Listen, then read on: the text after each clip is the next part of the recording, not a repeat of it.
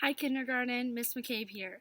Today we're going to read a book together called Koala Lou. The title of this book is Koala Lou. This book is written by Mem Fox. Mem Fox wrote the words, which makes him the author. This book was illustrated by Pamela Lofts. Pamela Lofts drew the pictures, which makes her the illustrator. There was once a baby koala, so soft and round that all who saw her loved her. Her name was Koala Lou. The emu loved her, the platypus loved her, and even tough little koala claws next door loved her. But it was her mother who loved her most of all. 100 times a day she would laugh and shake her head and say, "Koala Lou, I do love you." Whenever she stretched in the early morning sun, or climbed a gum tree, or bravely went down the path all by herself, her mother would smile and say, "Koala Lou, I do love you." The years passed and other koalas were born, brothers and sisters for Koala Lou. Soon her mother was so busy she didn't have time to tell Koala Lou that she loved her, although of course she did. Every night, as she curled up under the stars, Koala Lou thought about the times when her mother had looked at her and said, "Koala Lou, I do love you," and she longed for her to say it again. One night, Koala Lou had a splendid idea.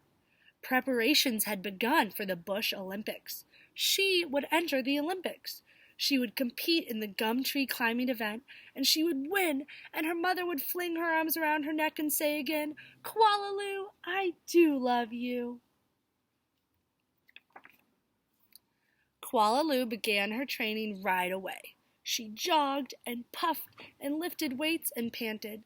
She hung from a branch with one claw at a time till she ached. She did push-ups till her stomach hurt. And last of all, she climbed the tallest tree that she could find, over and over again.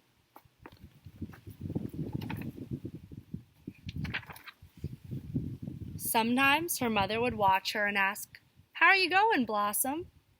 "Fine, just fine," Koala Lou would reply. At last, the day of the Bush Olympics arrived. Koala Claus had also entered the gum tree climbing event, and everyone knew how fast she was, but Koala Lou wasn't scared. She saw her mother in the crowd and imagined her saying again, "Koala Lou, I do love you." Her heart filled with hope. It was Koala Claus who went first. Her climb was a record-breaking 22 meters and 70 seconds flat. The spectators whistled and cheered and wildly waved their party hats. "Can I do better than that?" wondered Koala Lou. "I must." As she stepped towards the tree, a hush fell over the crowd. "On your mark," said the kookaburra. "Get set. Go!" Koala Lou leapt onto the tree. Up and up and up she climbed, higher and higher and higher, faster and faster and faster, until there she was, right at the very top.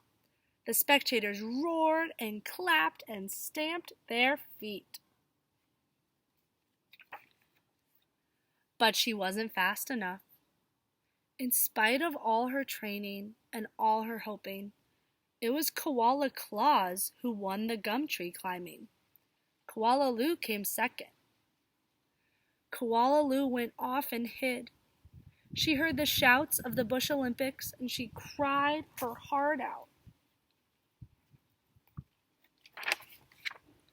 When the first stars of the evening appeared in the sky, Koala Lou crept home through the dark and up into the gum tree.